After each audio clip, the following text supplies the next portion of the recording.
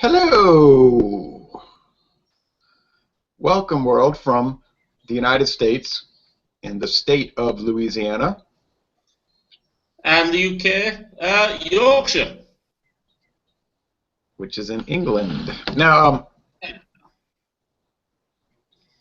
we are looking at a beer that is close to 40 years old, and Mr. Stewart from Yorkshire is going to show us what the beer is. The beer is the world's most refreshing beer. Coors Light. That looks like the silver bullet. Now, we might be joined by Harry, the beer guy, but he's having a little problem connecting. So, and I believe it was Harry's idea to do this beer. Okay, now that's 440 milliliters. Oh, you say 4% alcohol. Now, my bottle is 4.2, in fact, percent alcohol, so it's a little bit stronger, and it's 102 calories. What do you have on the calorie count? No idea. I don't know how it looked. Mine is showing super cold. Now, you see I have the cold activated label. Yeah, mine's the same. Does yours say cold and damn cold? It says cold and super cold. Ah. Well, I know here in the UK, Jean-Claude Van Damme advertises Coors Light. Okay. Well, I have a very large bottle, and it says it is, and I don't know if they have these sizes in Great Britain, but I suppose they do. It is 1.183 liters. Yeah. 1.2 liters. This is brewed in Burton-on-Trent, near where Harry. Oh, yeah. Yeah. Burton-on-Trent. That's where the a lot of beers come from there. I can't find the calorie or anything on it. It just basically Molson Coors, huh? Yeah. Coors. And Burton-on-Trent is famous for their good water, right? Yeah. Rolled around. Now, if I'm not mistaken, you do not get this particular item in your country, right? No. What's that called? Banquet? No, we don't. We only, to my knowledge, we only get the Coors Light. And I'm almost certain you don't get the Coors Extra Gold. No.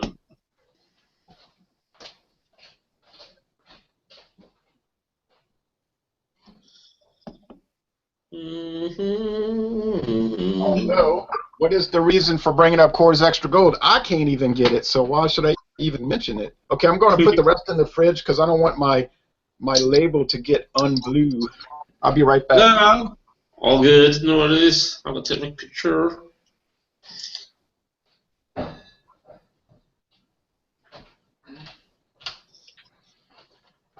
Now, when this beer debuted in 1978, Coors was not even available anywhere in America east of the Mississippi River, so it was not sold in Louisiana at the time.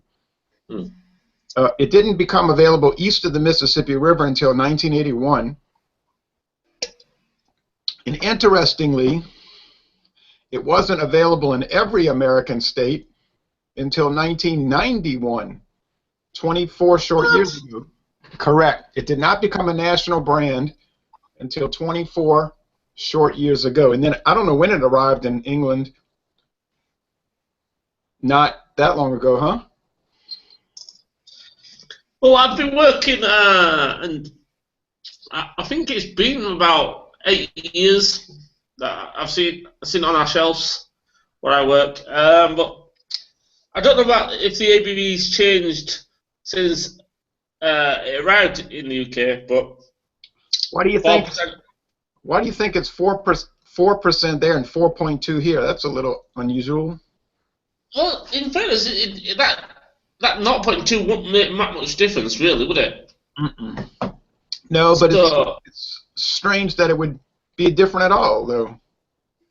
I'm guessing that they just narrowed it down. Basically, it might be the same ABV. Oh, they're rounding off.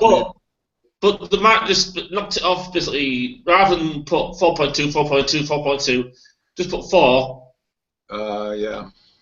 That kind of thing. Here's another interesting thing. It didn't arrive in Canada until 2014 or in Australia until 2014. And in Australia, it's only called Coors. Yeah. Not Coors Light.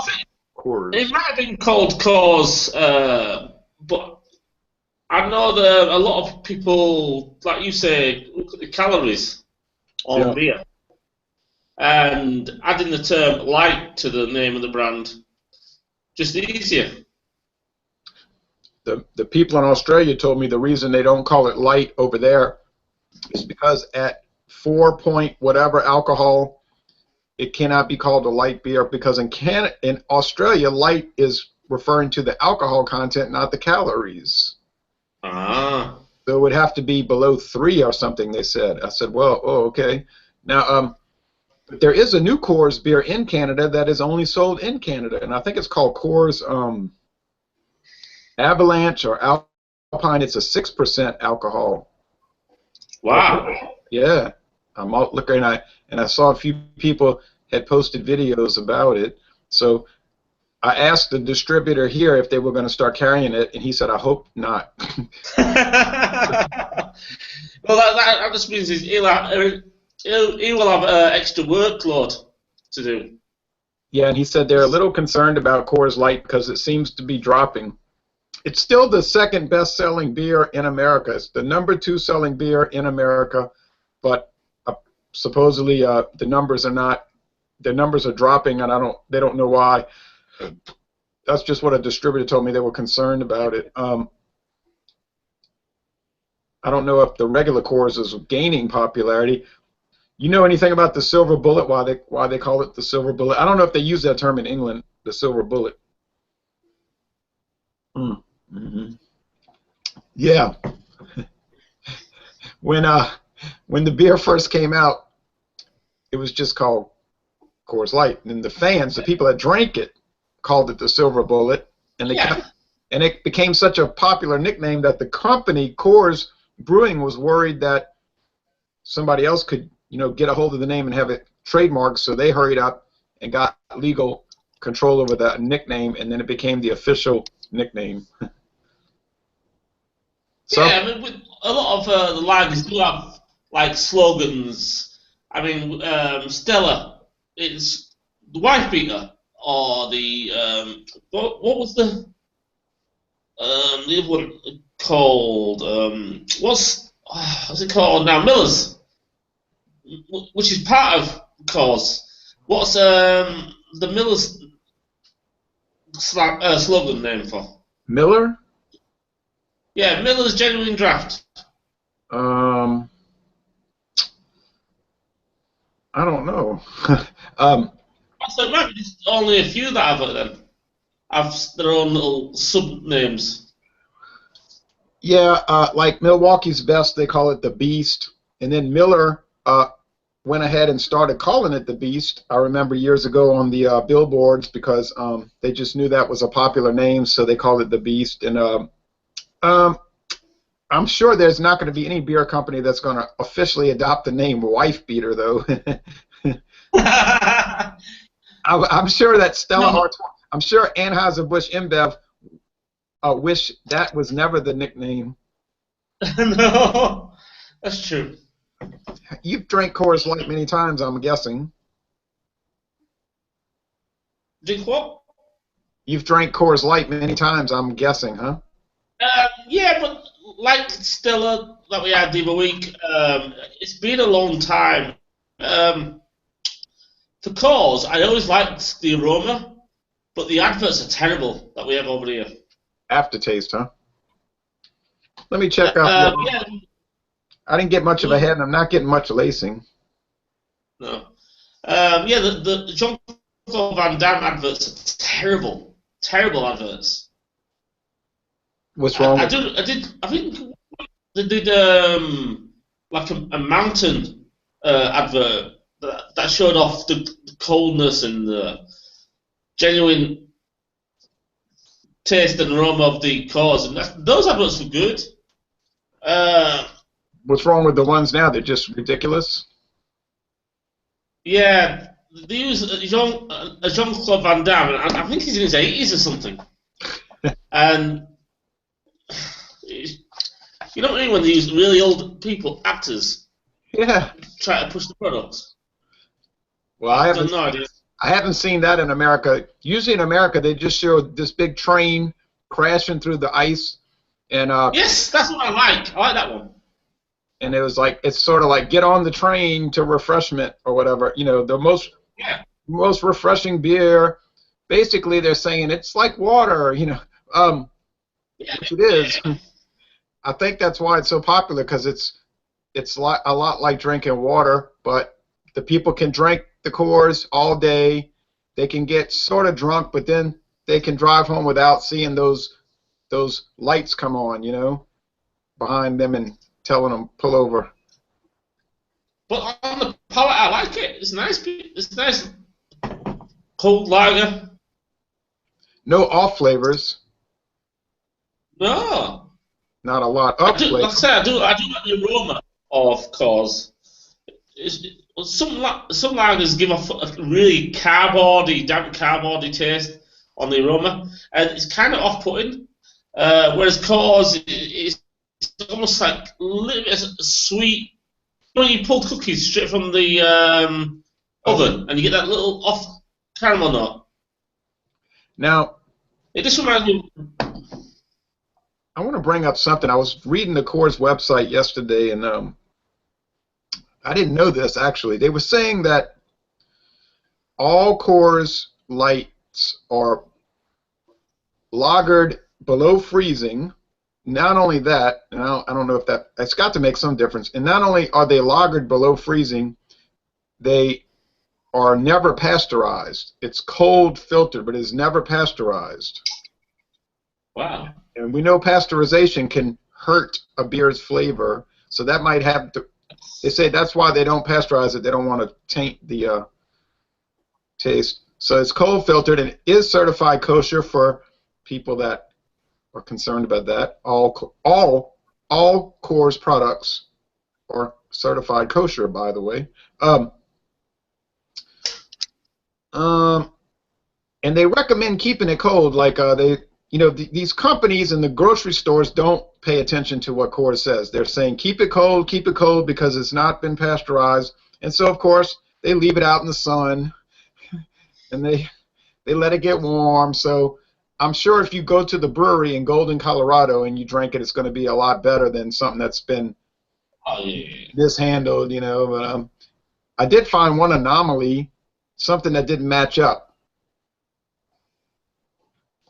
On the website, they said, all of our beer, Coors Light, we are so concerned about it that it is only brewed, and it's right there on the website, only brewed in Golden, Colorado. But then yet, the bottle, you saw the 1.2 liter bottle I have, the code says it's brewed in Ohio. And this says it's brewed in Vernon-on-Trent. Yeah, so it's only brewed in Aspen. I mean, not Aspen. It's only brewed in Golden, Colorado, except for all the other ones brewed in Ohio, Ohio, and the United Kingdom.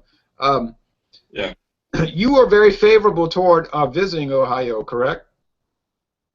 Yeah, I do like. I visited there last year to celebrate 4th of July, an American holiday. We had good times. I got to share. Andrew got to experience his first American experience, and one of my favourite lagers that we had there was from Miller's. It was the Fancy Miller beer. Genuine draft. But the Fortune. No. Oh yeah, Fortune as well. I've had Miller's Fortune, but it was I can't remember anyway. But yeah, and I got to try Yingling. That was really nice. But a lot of Americans seem to think they have to chill their craft beer the same. When I went into the bars, the IPAs, the stouts, was just too cold to drink. Whereas the lagers that we had, like Pabst Blue Ribbon, again I had that in Ohio, that was on form when I had it there. Yeah, but yeah, you're right about these companies. I don't mean the beer companies. I mean the distributors, the taverns, the bars. They put the IPAs and the red ales at 0 degrees Celsius. It's not made to be drunk that cold. No. I like to let mine sit out. Like I was drinking a beer today from Belgium called Slop Slop. It's a Dutch word. It means nightcap. Organic blonde ale. Yeah. Slop Miller Noon. High Life. Miller High Life. Oh, Miller High Life. Yeah, yeah. I like that one. But this beer, I let Wish it we had sit that out. over. It was good, but I wouldn't have wanted to drink it at 0 degrees Celsius. What now? But this year, I mean, for my lagers, I always pour it and then let it sit for a little bit to let it breathe. I mean, we said this before.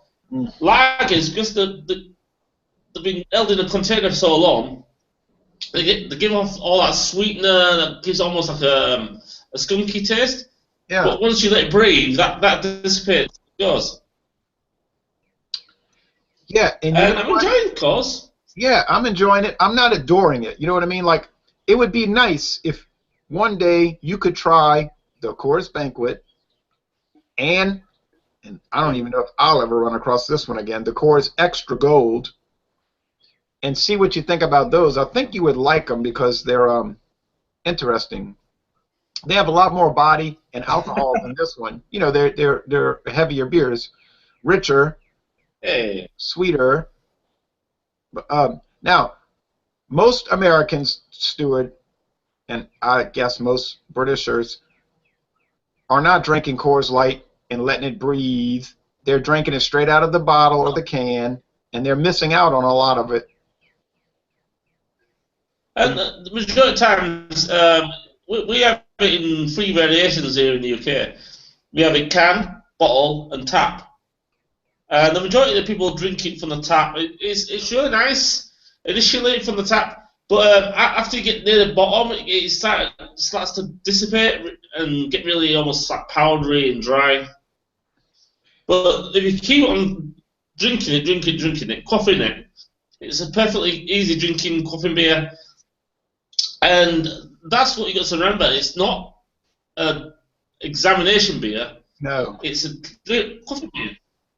But no, it's nice to examine it now and again, like I'm doing today.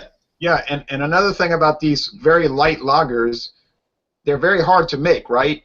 Because Yeah. any sort of imperfection will show up immediately and it'll taste off. That's what I've read. That it has to be done in very scientifically. And what we would do when we're doing these examinations, we wouldn't compare it to any other style other than a lager. Right. I would not compare it to a Santa Claus classic Doppelbock. No. I would not compare it to a Russian Imperial Stout because it would make no sense. Oh, here's a nice ceramic. Here's a nice ceramic Coors Light glass that someone gave me for a gift. Nice. It's real ceramic. It's not glass. It's made out of clay. But I put it in this glass chalice to show off the pale, and crystal clear appearance. Yeah. I think Coors Light would go so well with fried food, like say Yeah. chicken fried steak. Oh, yeah. And even I had them in Missouri. They're like fries, but they've got like a spice on them. Oh, Chili yeah. fries. Yep. So every the southern area of America seems to be spice. Yeah. Yeah. I was just eating lunch and I had to Louisiana hot sauce. I had to blow my nose 20 times. I had so much heat on the food, it was making my nose run. But because it's so spicy. But I won't have it really spicy food because it hasn't got a strong enough backbone like the Tiger beer that we had. Oh yeah, The Tiger beer or something. Yeah, Birra Moretti. And And Cobra and stuff like that. Peroni Nastro Azzurro. So yeah, so it's go to light to medium spicy food. Yeah, Yeah. For something that's intensely spicy like Indian food, right? Like a curry, you want to have a beer like that Birra Moretti La Rosa, right? 7% Doppelbock.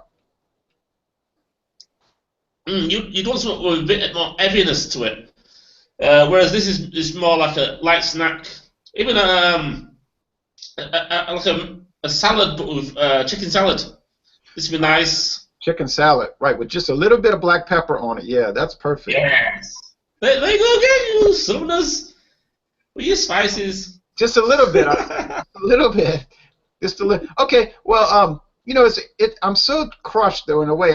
I'm sad because I wish Harry was here because he's so interesting, but he can't get through. So you know what I'm going to do, though? I've got that bottle in the fridge. It's got a lot of beer left in it.